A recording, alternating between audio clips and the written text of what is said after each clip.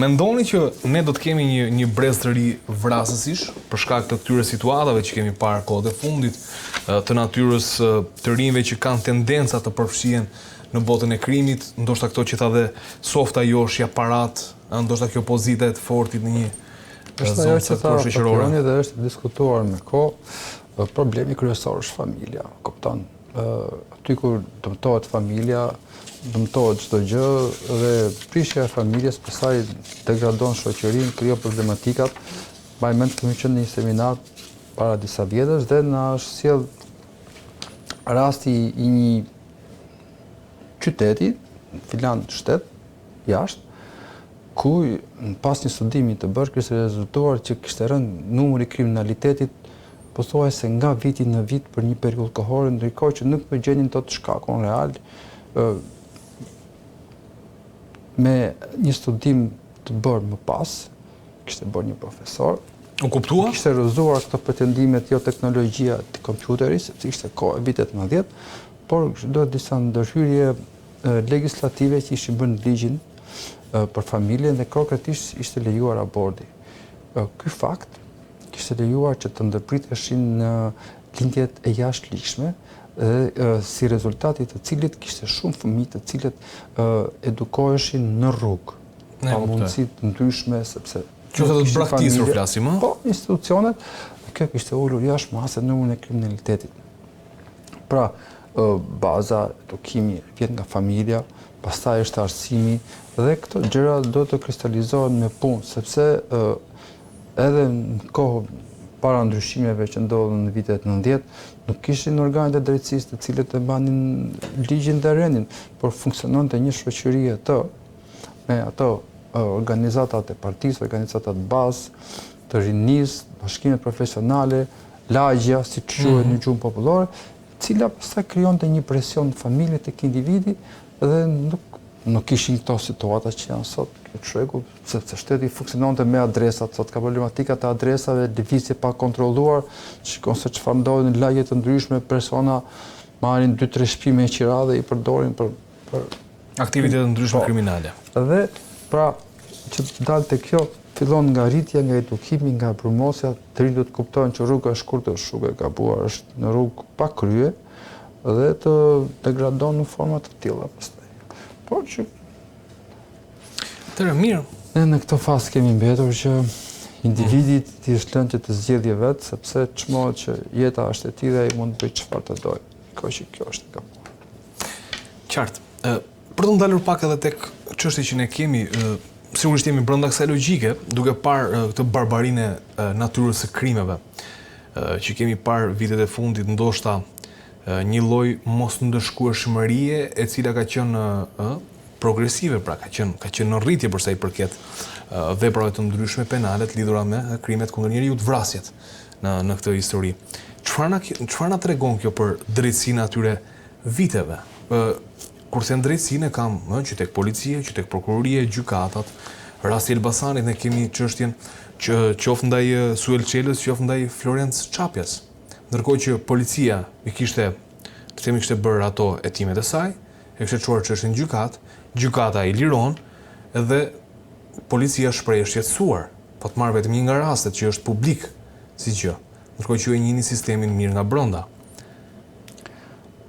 Mendoj që drejtësia ka funksionuar shumë mirë, sepse drejtësia ka qenë e shpejtë, ka qenë profesionale dhe pavarësisht nga sondazhet individuale të bërëse të bërë nga interesat, ne mund të shikojmë sondazhet e institucioneve ndërkombëtare, shumë siç është Eurojust, i cili ka bërë një vlerësim të drejtësisë të quajtur në sasi edhe në cilësi, po edhe në kohë. Dhe në fakt Shqipëria nga vendi 50 që ka qenë parë, ka shkuar në vendin 110.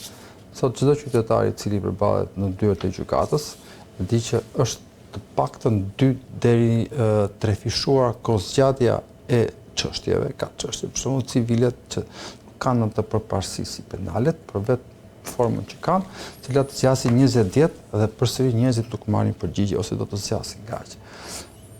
Ne vim tek ajo problematika ka pas apo s'ka pas problematika ka pas. Njerëzit që kanë qenë atëherë janë edhe sot. Bilet shumë prej tyre kanë qenë juristë të konsoliduar, nuk kanë ardhur nga rruga. por ka qenë një mix i problematikave të vetë shtetit. Patjetër që ka patur edhe probleme me njerëz që përmendim siç kanë dalë, por të tillë njerëz kanë patur në administratën e shtetit, është përfolur pafund për njerëz lidhje me krimin, për njerëz të cilët kanë qenë pjesë e krimit, që kanë marrë urdhra nga krimi dhe që vazhdojnë të kenë funksione. Dhe prandaj edhe ndodhin shumë gjëra sot dhe megjithëse ne kanë kaluar kaq kohë zhbër ashtu quajtur reformë në drejtësi, përsëri jemi në dilema dhe problematikat që kanë qenë janë bërë edhe më të forta, pasi sot nuk ke askënd shtetas i cili të shkon në dyert e drejtësisë, dhe ju më bëni një sondazh, me qenë se jeni një media prestigjioze, cili të mbetet i kënaqur nga drejtësia, nga vendimarrja. Si viktim, si pale dëmtuar, si paditës, si paditur, por pse jo edhe ata që janë të pandehur.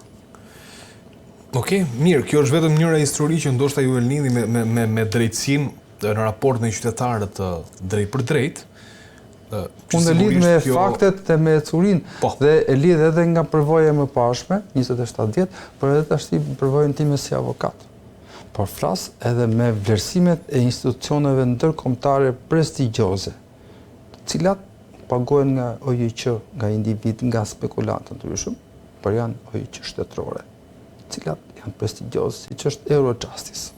Dhe aty renditen të gjitha shtetet, duke filluar nga ato që kanë problematika të rendit dhe të sigurisë, deri tek këto shtetet e tjera që kanë një qëndrueshmëri dhe stabilitet shekullor, siç mund të jenë vendet nordike, ku shikohet tash kozgjatja e çështjeve penale, civile, dhe pastaj problematikat e dënimit, cilësia, ankesat e të tjera e të tjera. Kur shikon drejtësinë nga dy perspektiva, kur je prokuror, je në atë pozicion, edhe kur je avokat, ndoshta kjo të krijon një lloj këndvështrimi ndryshe për mënyrën se si funksionon drejtësia, ndoshta si avokat sheh një lloj problematike më të shtuar se sa si prokuror. Patjetër, sepse fakt si avokat është ndryshe sepse i kupton problematikat e njerëzve dhe i përjeton, kurse në rolin e prokurorit një prokuror dhe një gjyqtar ka të pamundur të realizojë këtë për vetë pozicionin që ka, pasi duhet të mbajë distancën, vërtet duhet të hetojë rrethanat e personalitetit, kushtet sociale, ekonomike, shoqërore, ato hetohen, por nuk është se hetohen në thellësi dhe në brendësi.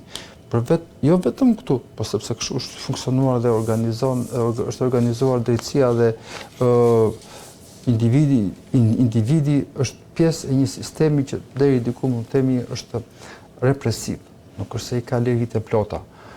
Por që, për shembull, në Danimark, me sa kam informacion edhe nga të trajnime që kemi bërë, mundoheshin që punonësit e drejtësisë, prokurorët edhe gjyqtarët të vinin nga radhët të cilët kishin praktika dhe eksperienca jetësore, sa më shumë, jo problematika dhe jo të tillë siç kanë ardhur, por për shembull organizonin edhe seminare ose trajnime në përburgje, duke i vendosur aty kandidatët për gjyqtar dhe për prokuror, që ishin, po themi, të shkollë e magjistraturës aty, duke futur në burg, duke mbyllur të lënë disa kohë, duke parë kushtet, duke marrë kontakt me ata persona që ishin të arrestuar ose që ishin të dënuar, por edhe me persona të tjerë që kanë qenë në format ose ishin në dënimet alternative të ndryshme që ka parashikime ligjore, me qëllim që të kuptonin për shembull si është të rish pas hekurave.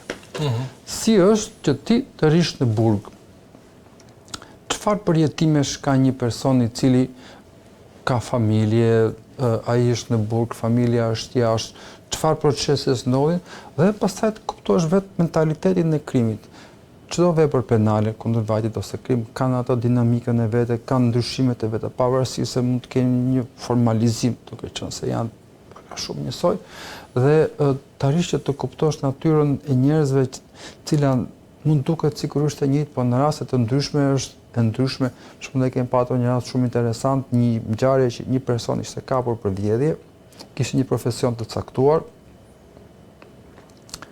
u kap në flagrancë nga policia me senet e vjedhura, u dënua për atë vepër penale, kishte një zanat që kryente, edhe mirë po kishin reputacion të mirë në shoqëri. Në fakt, djali i ri në mosh, nuk e kujtohet si kishte kushtet sociale, shoqërore, ishte i martuar etj.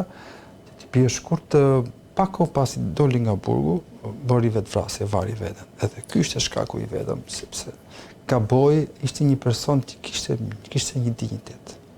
Ne kuptoj. Edhe pra drejtësia nuk pati ndonjë rol as edukativ, as për andalues në rastin e këtij, përkundrazi. Ky është një rast i ndarë sepse ka pafund persona të tjerë që i kthehen përsëri rrugës, sepse si rregull një kategori e tillë nuk mundet dot që ka pas në teori që ti nështrohet punës rregullit, por që është përsëritës. Qartë. Mirë, ne do ndalim edhe tek çështja e fundit, Beko. Regjia, të lutem kalojmë me siglën për të rikthyer tek çështja e fundit, zgjedhja e kreut të ri të Byros Kombëtare të Hetimit. FBI-s shqiptare ndryshe. Beko, atëherë kemi tani nga emrat cilët ne tashmë i dim sepse nuk janë bërë publike, por nga çfarë kemi mundur të mësojmë është Jon Niketa, që është aktualisht zëvendës drejtori i BK-s. Është një emër tjetër që është përmendur që mund të jetë, por ende e pa konfirmuar zyrtarisht, Florian Sulejmani, i cili është kreu Agjencisë Mbikëqyrjes Policore AMP-s, dhe rikthehet në një garë ishte drejtori i përgjithshëm i Policisë së Shtetit, Gledis Nano. Tani këto janë emrat që ne të paktën çfarë kemi mundur të mësojmë, sigurisht mund të ketë edhe të tjerë. Çfarë është kjo garë dhe sa rëndësi ka? Personi i ri i cili do zgjidhet për drejtuar këtë institucion. Gara është një garë që ne diskutuam dhe më parë që bëhet për të zënë një vend i cili ka disa kushte të paracaktuara, janë ato kushtet e përgjithshme për çdo shtetas shqiptar në një institucion të rëndësishë të veçantë, që duhet të jetë shtetas shqiptar, të ketë arsimin e lartë e tjerë. Këtu ka dhe parashikime të tjera që duhet të ketë një eksperiencë, duhet të ketë një përvojë pune mbi 5 vjet në organet e drejtësisë. Plus që pastaj duhet të ketë edhe përjashtime të tjera, për shembull që nuk duhet të ketë që personi ndjekje penale i dënuar, jo, nuk bëhet fjalë fare.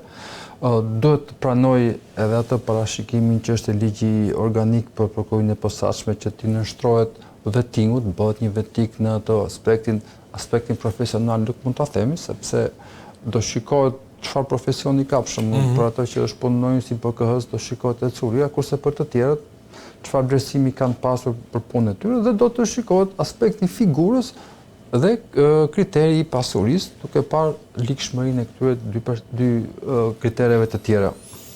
Më pastaj do të pranohet që ti nënshtrohet edhe verifikimit periodikisht ai vetë dhe njerëzit e afërt të tij, të komunikimeve dhe të pasurisë, siç janë nështruar të gjithë.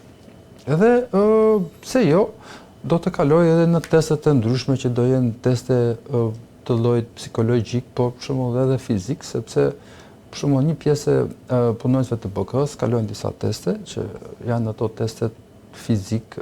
Për shembull kanë test sprintin, kanë ato që quhen përkulit ose muskujt e barkut. Barku, pompa, shikon kam ndjekur nga afër. Po këto ndahen sipas gjinive, sipas moshës. Tani gjini nuk ka më sepse janë shkrirë. Çfarë duhet kreut BK-s tani shkoj të bëj pompa apo për treguar nivelin e performancës fizike?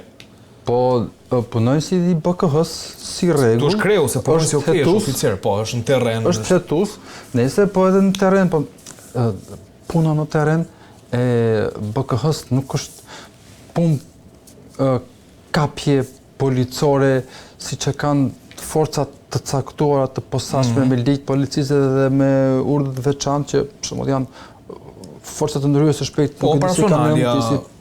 operacionale kryesisht ose RNA që kanë nivelin më të lartë profesional. Ai është në vetvete një hetus, i cili ka bërë një shkollë, ka bërë edhe kurse kualifikimi dhe kryen hetime sipas delegimit të bërë nga prokurori dhe mbi ato, por që edhe pse jo, edhe këto që përmendët ju, edhe muskujt e barkut ose pompat janë aspekte pozitive sepse do të jenë edhe pjesë e punës nesër deri edhe sprinti, sepse mund të kapi një kriminal, ai vrapon, ky vrapon dhe do ta kapi. Megjithëse kryesisht këta i kanë në punës së shtetit, të cilët nuk është se janë të shpejt, përgjithsisht janë me bark, janë mosha të mëdha, kështu që ato nuk është, do të vrapojnë gjatë.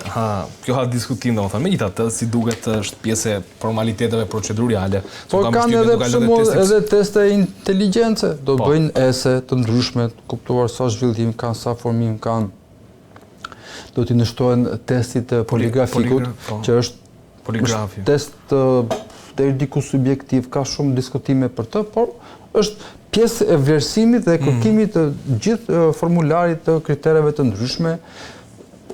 Këto do jenë pak a shumë ato kriteret, kuptohet nuk do të jetë personi i shkarkuar ose i larguar nga institucione të ndryshme. Por atëre, se po thuaj shkarkuar i sigurimit, as antari i byros politike në mos gaboj, pra do të ketë as i shetus deri në vitet 90.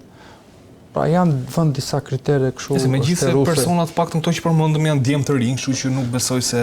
Po ti the që nuk janë zyrtarisht, po jo zyrtar, jo të paktën këto kemi domethënë të thëna, por fakti që dalin do thotë që do jenë aty se ju dini që gazetarët rrallë gabojnë me emrat. Po patjetër sepse gazetarët i marrin burimet nga burimi, nuk është se të jemi të bindur për këtë.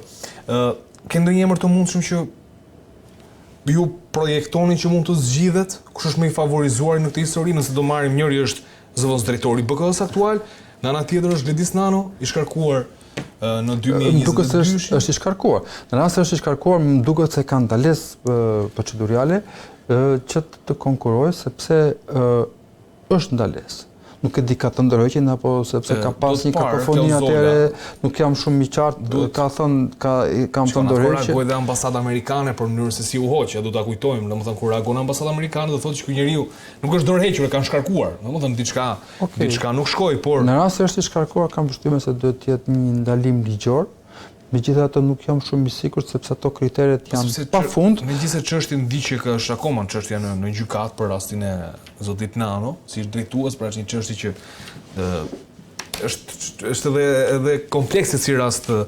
Megjithatë, kë mendoni se mund të jetë? Ka një formim akademik edhe në mësimdhënie edhe është me eksperiencë, paktën e njohur edhe ndërkombëtarisht, është vlerësuar, po edhe zëvendës drejtuesi i BK-s mendoj që BK-ja bërë një punë të mirë, të paktën deri tani mbajtur një qëndrim korrekt, të pastër. Kuptojmë që brenda këtij diskutimi që bëmë ne për problematikat e drejtësisë për fëmijët dhe po edhe drejtuesi tjetër i agjencisë mbikëqyrjes policore, mendoj që pati edhe ky një problematikë dhe çështja kaloi me kërkesë për pushim shpejt sepse gjykata e Beratit vendosi një mas sigurimi ndaluese për të, duke pezulluar nga funksioni.